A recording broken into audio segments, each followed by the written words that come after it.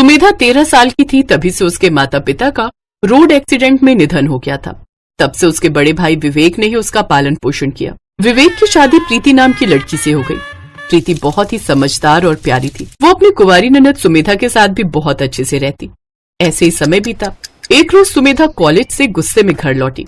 उसे देख प्रीति ने उससे पूछा, क्या बात है सुमेधा, तुम इतने गुस्से में क्यों हो?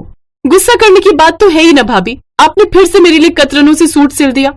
हाँ वो इसलिए क्योंकि तेरे सभी सूट पुराने हो चुके थे सुमेधा। अरे लेकिन कतरनों से क्यों सिला? आपको पता है कॉलेज में सब लोग मेरा खूब मजाक उड़ाते हैं। आपको मेरे लिए सूट बनाने का इतना ही शौक था तो मेरे लिए कुछ नया सूट ला देती, उसे सिल देती। नया सूट लाने के लिए मेरे पास पैसे नहीं है, तुम तो जानती ही हो ना। रहने दो ना भाभी, अब कोई बहाना मत बनाओ। उन दोनों की बातें सुन वहां सुमेधा का भाई अर्जुन भी आ जाता है। तुम अपनी भाभी माँ से कैसी बातें कर रही हो सुमेधा? तुम जानती हो ना वो बेचारी कितनी मुश्किल से कढ़ाई सिलाई करके इस घर को चला रही है। तुम्हारी फीस भी भरती है, घर का राशन पानी भी चला रही है, मेरी नौकरी भी चली गई है। बस भी करिए जी, बेचारी बच्ची है, कोई यूं डांटता है क्या भला? सुमेधा रोते हुए अपने कमरे में चली गई। लो कर दिया ना बेचारी को नाराज।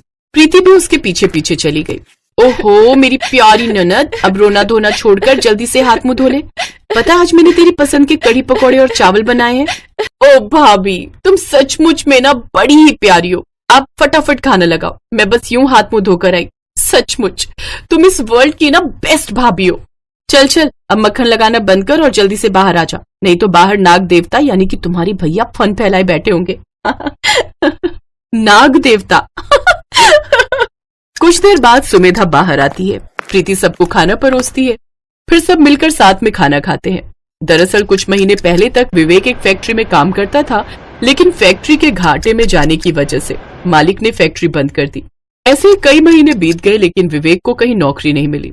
अगर कहीं मिलती भी तो महीने में 4-5 दिन की दिहाड़ी मजदूरी का काम मिल जाता, और कभी नहीं मिलता तो वो पूरा महीना खाली ही रहता। इसलिए एक रोज प्रीति विवेक से, सुनिए जी, परेशान होने की कोई जरूरत नहीं है। मैं सोच रही थी मैं भी कोई काम शुरू कर दूं, इससे घर खर्च चलाने में आसानी होगी और सुमेधा की कॉलेज की फीस भी आसानी से निकल जाएगी। लेकिन क्या काम प्रीति? आपको पता है मैं शादी से पहले कपड़े सिलने का काम करती थी, जिससे मेरी ठीक ठाक कमाई हो जाती थी। अगर हम एक पुरानी सिलाई मशीन ले लें तो उससे मैं फिर से अपना काम शुरू कर सकती हूँ। मेरे पास कुछ पैसे रखे हैं बचत के, अगर आप कहो तो। लेकिन प्रीति क्या ये ठीक रहेगा?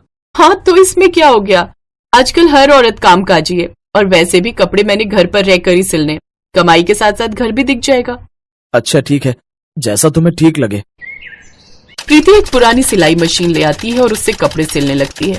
उसने दुकान के मुकाबले दाम कम रखे थे, इसलिए आसपास की औरतें उसके पास ही सूट सिलवाने लगती हैं। प्रीति सारा दिन बैठकर सूट सिलती और उसमें से जो कतरन के कपड़े बचते उससे वो अपनी ननद सुमेधा के लिए सूट बना देती। लेकिन कतरन के बने होने के कारण कॉलेज की लड़कियां उसका मजाक उड़ाती। अरे सुमेधा, ये वाला कपड़ा तो वही है ना जो सूट मैंने तेरी भाभी को सिलने को दिया था?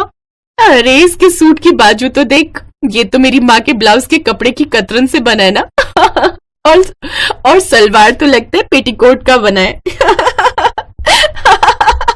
इस तरह कॉलेज में लड़कियों के ताने सुनकर सुमेधा नाराज हो जाती और दुखी होकर घर आ जाती है और अपनी भाभी को सारी बात बताती है। तू चिंता मत कर सुमेधा, कुछ दिन की बात है, जब तेरी भैया को काम मिल जाएगा ना तब तुझे ये सब नहीं पहनना पड़ेगा। और पता नहीं भाभी आखिर वो दिन कब आएगा। वो दिन जल्द ही आएगा मेरी प्यारी ननद। सुमेधा की गरीबी के कारण कोई भी उसका दोस्त नहीं बनता था। वो सबसे अलग रहकर ही क्लास में बैठी रहती। एक रोज क्लास में मैडम ने बताया, क्लास जैसा कि आप सब जानते ही हो हमारे जो ट्रस्टी हैं पंजाब से बिलोंग करते हैं, इसलिए वो अगले हफ्ते हमारे कॉलेज में एक डांस कंपटीशन करवा रहे हैं जिसमें नगद इनाम जो कि 3 लाख रुपए है वो जीतने वाले को मिलेगा। जो भी लड़की इसमें हिस्सा लेना चाहती है वो कंपटीशन के लिए बने पैनल के पास जाकर अपना नाम लिखवा दो। अरे वाह, नगद इनाम और पंजाबी गिद्धा, उसमें तो मैं माहिर हूँ। मैं तो इस कंपटीशन में हिस्सा जरूर लूंगी। सुमेधा इस प्रतियोगिता के लिए अपना नाम लिखवा कर आ जाती है और अब वो घर पर आकर YouTube देखकर अच्छे से गिद्धा की प्रैक्टिस करती है। एक रोज वो स्कूल में भी YouTube पर पंजाबी गिद्धा के स्टेप्स देख रही थी। तभी मेघा ने उसे टोकते हुए कहा, अरे सुमेधा, तू हर वक्त फोन में क्यों घुसी रहती है? आखिर क्या देखती है इसमें? मैं पंजाबी गिद्धा डांस सीख रही हूँ। वो अपने कॉलेज में प्रतियोगिता है ना, उसमें मैंने भी हिस्सा लिया है। तुम देखना ये इनाम तो मैं ही जीतूंगी। क्या? तू इनाम जीतेगी?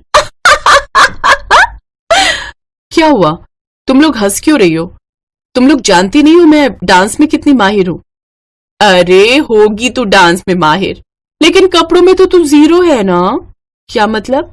मतलब ये डार्लिंग, बिना पटियाला सूट के तो तू गिद्धा डांस कैसे करेगी? स्टेज पर गिद्धा परफॉर्मेंस करने के लिए अच्छा सा पटियाला सूट भी तो होना चाहिए ना, वो खतरन वाला नहीं चलेगा वहां।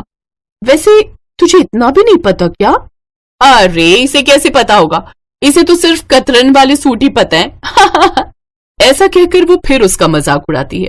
सुमेधा को बहुत बुरा लगता है और वो घर जाकर कमरा बंद करके रोने लगती है। ये देख प्रीति झट से सिलाई का काम छोड़कर अपनी ननद के पीछे पीछे चली जाती है। क्या हुआ सुमेधा, तेरी भाभी से कोई गलती हो गई क्या? नहीं भाभी, ऐसी कोई बात नहीं है। फिर सुमेधा प्रीति को सारी बात बताती है। अरे बस इतनी सी बात, ये तेरी भाभी है ना, ये सिलेगी तेरे लिए पटियाला सूट, और वो भी नए कपड़े का।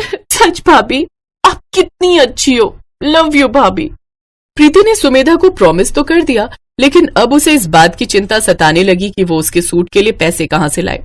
तभी उसे याद आता है कि उसने राशन के लिए 1500 रुपए रखे हैं। अगर मैं उसके लिए सूट ले आई तो फिर राशन कहाँ से आएगा? नहीं, लेकिन सुमेधा के लिए कपड़े लाना भी तो जरूरी है।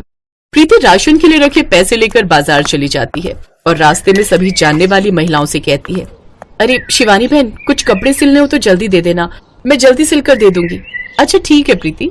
ऐसे ही उसने और भी औरतों से यही बात कही। प्रीति बाजार गई और सुमेधा के लिए सुंदर सा सूट लेकर आ गई। शाम को उसके पास ढेरों सूट के ऑर्डर आ गए। वो खाली वक्त मिलते ही जल्दी से सूट सिलने लगती है। वो सारी सारी रात बैठकर कपड़े सिलती। ये देख उसका पति उससे बोला, मेरी नौकरी न होने के कारण तुम्हें कितनी दिक्कतों का सामना करना पड़ रहा है ना प्रीति। ऊपर से सुमेधा की जिद ने तो तुम्हें और परेशान कर दिया है। इसमें परेशानी की क्या बात है, सुमेधा की खुशी के लिए तो हम ये सब कर रहे हैं। रात भर बैठकर प्रीति पटियाला सूट सिलती है, फिर उसमें जरी, लेस और सितारे लगाकर बहुत ही सुंदर सा सूट बनाकर तैयार कर देती है। अगली सुबह जब सुमेधा सोकर उठती है तो उसके सिरहाने एक बड़ा ही सुंदर और स्टाइलिस्ट पटियाला सूट रखा हुआ होता है। उस नए सूट को देखकर सुमेधा बहुत खुश हुई। वो जाकर अपनी भाभी के गले लग गई। थैंक यू सो मच भाभी, आप बहुत अच्छी हो। वो पटियाला सूट पहनकर कॉलेज चली जाती है, जहां उसका पटियाला सूट देख सब हैरान रह जाते हैं। यार, इसका ये पटियाला सूट तो गजब का है, देख तो कितना स्टाइलिस्ट और प्यारा लग रहा है। उनके मुंह से बात सुनकर सुमेधा बहुत खुश हुई। फिर उसने पूरे जोश के साथ डांस कंपटीशन में भाग लिया और ये प्रतियोगिता जीत ली। 3 लाख का इनाम जीतकर उसकी आंखों में आंसू आ गए। उसे अपनी भाभी का पूरा संघर्ष याद आ गया। उधर कॉलेज की लड़कियों ने सुमेधा से माफी मांगी। उन्हें अपने किए पर बहुत पछतावा था। सुमेधा ने उन सबको माफ कर दिया और वो घर आ गई। भाभी, इन पैसों पर आपका अधिकार है। मैं जानती हूँ कि आपने रात रात भर जागकर लोगों के कपड़े सिले। प्रीति ने नम आंखों से अपनी ननद को गले लगा लिया।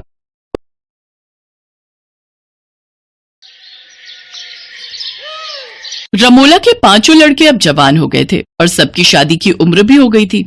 रमोला को अब उनकी शादी की चिंता सताने लगी थी। फिर एक रोज उनका खानदानी पंडित अर्चना नाम की लड़की का रिश्ता उसके सबसे बड़े बेटे अशोक के लिए लाता है। रमोला बिना ज्यादा देर किए उन दोनों की शादी करवा देती है और फिर बड़ी धूमधाम से उसका स्वागत करते हुए बोलती है, आओ मेरी बहू, सबसे बड़ी बहू, तुम्हारे ससुराल में तुम्हारा स्वागत है। भगवान करे तुम्हारे शुभ कदम मेरे घर पर पड़ते ही मेरे बाकी 4 लड़कों की शादी भी जल्द से जल्द हो जाए। अगले दिन सुबह रमोला अपनी बहू के कमरे में जाती है और उसे एक साड़ी देते हुए कहती है, ये ले बहू, आज तेरी मुंह दिखाई है ना, तो ये साड़ी तू अपनी मुंह दिखाई पर पहन ले। सासू माँ, अगर आपको बुरा न लगे तो क्या मैं अपनी माँ की दी हुई साड़ी पहन लूं? पहले मुझे दिखा कि वो साड़ी कैसी है। अगर हल्की हुई तो मैं पहनने नहीं दूंगी, हाँ पहले ही कह देती हूँ। अर्चना अलमारी से वो बनारसी साड़ी लाकर अपनी सास को दिखाती है, जिसे देख रमोला की आंखें फटी की फटी रह जाती हैं। अरे वाह बहू, ये तो बहुत ही सुंदर साड़ी है। वैसे कितने की ली तूने? माँ जी, मेरी मम्मी ने ये साड़ी पूरे 40,000 की ली है। एकदम प्योर बनारसी सिल्क की साड़ी है। माँ ने बोला था कि अपनी मुंह दिखाई पर इसे ही पहनियो। अच्छा अच्छा ठीक है, इसे ही पहन ले। चल अब तू तैयार होकर नीचे आ जा, मोहल्ले की औरतें आती ही होंगी। कुछ देर बाद अर्चना तैयार होकर नीचे आती है। उसकी साड़ी देख सभी औरतें हैरान रह जाती हैं। तभी उसमें से ममता नाम की एक औरत कहती है, वाह रमोला बहन, तुमने बहू को मुंह दिखाई पर बहुत ही महंगी साड़ी गिफ्ट की है। हाँ, हमें नहीं पता था कि आपका दिल इतना बड़ा है। आंटी जी वो हाँ हाँ हाँ, ये साड़ी मैंने ही बहू को दी है। वो क्या है ना, घर की पहली बहू है तो महंगी साड़ी देना तो बनता है। रमोला सबके सामने झूठ बोल देती है, साथ ही अर्चना को भी चुप रहने को बोलती है। बेचारी बहू चुपचाप अपनी माँ की दी हुई साड़ी का सारा क्रेडिट अपनी सास को दे देती है। साड़ी के साथ साथ सभी अर्चना की खूबसूरती की भी खूब तारीफ करती हैं। ऐसे ही कुछ दिन भी बीत जाते हैं और फिर दूसरे बेटे की भी शादी हो जाती है। फिर रमोला अपनी बड़ी बहू के पास जाकर कहती है, बहू मुझे तुझसे एक काम था, वो कल कीर्ति की मुंह दिखाई है तो तू वो अपनी बनारसी साड़ी मुझे दे दियो, मैं ना उसे दे दूंगी। कहीं उसने हल्की साड़ी पहन ली तो सभी लोग कहेंगे कि अपनी बड़ी बहू को तो महंगी साड़ी दे दी और इसे हल्की साड़ी। ठीक है माँ जी, अभी लाती हूँ मैं। भारी मन से बेचारी अर्चना वो साड़ी अपनी सास को दे देती है। रमोला वो साड़ी लेकर सीधा कीर्ति के कमरे में जाती है। ये ले कीर्ति बहू, ये हमारी खानदानी साड़ी है, बड़ी बहू ने भी अपनी मुंह दिखाई में यही पहनी थी, अब तू भी कल इसे ही पहनना। ठीक है माँ जी, वैसे सचमुच ये साड़ी तो बहुत ही खूबसूरत है। लेकिन माँ, ये अचानक से खानदानी साड़ी कहाँ से आ गई? हमारी दादी ने तो हमें इसके बारे में कुछ भी नहीं बताया। तू क्या उनकी बहू था जो तुझे बताती? चल बहू, अब कल अच्छे से तैयार हो जाना। अगले दिन कीर्ति वही साड़ी पहनकर तैयार हो जाती है। सभी मोहल्ले की औरतें आती हैं। तभी ममता फिर से कहती है, अरे रमोला बहन, ये साड़ी तो बड़ी बहू की है ना जो तूने उसे दी थी। नहीं नहीं आंटी जी। अरे बहू तू चुप कर, तुझे कुछ नहीं पता। ममता, मैंने अपनी 5 बहुओं के लिए एक जैसी ही साड़ी ली है। एक साड़ी 40,000 रुपए की है। वो क्या है ना, मैं नहीं चाहती कि मेरी 5 बहुओं को ये लगे कि उनके साथ भेदभाव हुआ है। अरे ये सासू माँ झूठ क्यों बोल रही हैं? उन्होंने तो कहा था कि ये खानदानी साड़ी है। इसी दुविधा में कीर्ति मुंह दिखाई के बाद अपनी जेठानी के कमरे में जाती है और उससे इस बारे में पूछती है तो अर्चना उसे सारी बात बताती है। दीदी ये तो गलत बात है, सासू माँ और कितना झूठ बोलेंगी, वो भी आपकी माँ की दी हुई साड़ी को लेकर। चलिए हम अभी सासू माँ से इस बारे में बात करते हैं। नहीं कीर्ति, हमें अपनी ससुराल को और अपनी सास का मान रखना ही होगा, यही हम बहुओं का फर्ज है। ऐसे ही कुछ महीने बाद रमोला की बाकी तीनों लड़कों के लिए 3 सगी बहनों का रिश्ता आता है, जिसके लिए रमोला मना कर ही रही थी कि तभी उसका छोटा बेटा धवल उसे रोक लेता है। लेकिन माँ, वो तीनों लड़कियां हम तीनों भाइयों को पसंद हैं, फिर आप मना क्यों कर रही हो? क्योंकि सासू माँ के पास 3 बनारसी साड़ियां नहीं है ना, इसलिए। कीर्ति चुप। फिर अपने बच्चों की मर्जी के आगे रमोला को झुकना पड़ता है और वो अपने तीनों बेटों की शादी 3 बहनों कुसुम, सीमा और पूजा से कर देती है। रमोला अपनी तीनों बहुओं का गृह प्रवेश करती है। तभी उसकी पड़ोसन ममता उसे कहती है, अरे वाह रमोला, अब तो तेरी 3 बहुएं एक साथ आई हैं। मैं तो बेसब्री से इनकी मुंह दिखाई का इंतजार कर रही हूँ कि ये तीनों एक साथ बनारसी साड़ी में कैसी लगती हैं। माँ जी, आंटी किस साड़ी की बात कर रही हैं? मैं बताती हूँ मेरी देवरानियों। सासू माँ ने अपनी 5 बहुओं के लिए 40,000 वाली महंगी बनारसी साड़ी खरीद रखी है। कल तुम सब पहनोगी अपनी अपनी बनारसी साड़ियाँ। अरे मैं तो कहती हूँ कल 5 बहुओं को एक साथ बनारसी साड़ी पहनाकर मुंह दिखाई करवा दे। जब 5 एक साथ आएंगी तो कितनी अच्छी लगेंगी। वाह आंटी, कितना अच्छा आइडिया है। कीर्ति, तुम सब कुछ जानते हुए भी ऐसा क्यों बोल रही हो? क्योंकि एक ना एक दिन तो झूठ का अंत होना ही है ना दीदी। ये ममता तो मुझे कहीं के नहीं छोड़ेगी। वैसे गलती भी सारी मेरी ही है। अपनी बहू की साड़ी को मैंने अपनी दी हुई साड़ी बताया तो भुगतना तो था ही। अगले दिन सभी बहुएं अपनी सास से साड़ी मिलने का वेट कर रही थी। तभी रमोला उनके पास आती है और कहती है, अर्चना बहू मुझे माफ कर दे। मुझे अपना एक झूठ छुपाने के लिए न जाने कितने झूठ बोलने पड़े। मुझसे गलती हुई जो मैंने तुम्हारी माँ की दी हुई साड़ी को अपनी दी हुई साड़ी कहा। लेकिन सच कहूँ तो मेरे पास इतने पैसे नहीं है कि मैं तुम 5 को नई साड़ी दिलवा पाऊं, वो भी इतनी महंगी। ऐसी नौबत नहीं आएगी माँ जी। वो कैसे? क्योंकि कुसुम दीदी ने कल ही हमें सब सच बता दिया था और हमारे पतियों ने हमें बिल्कुल अर्चना दीदी जैसी साड़ी हिलाकर दे दी थी। हाँ माँ जी, इसीलिए अब आपको किसी के सामने शर्मिंदा नहीं होना पड़ेगा।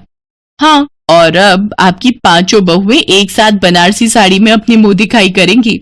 अपनी बहुओं की समझदारी देख रमोला बहुत खुश होती है और अपनी गलती को समझते हुए फिर कभी झूठ न बोलने की कसम खाती है। फिर कुछ ही देर में वो 5 बहुएं एक जैसी बनारसी साड़ी पहनकर सबके सामने आती हैं, जिससे रमोला की इज्जत पर कोई दाग नहीं लगता और फिर 5 बहुओं की मुंह दिखाई खुशी खुशी हो जाती है।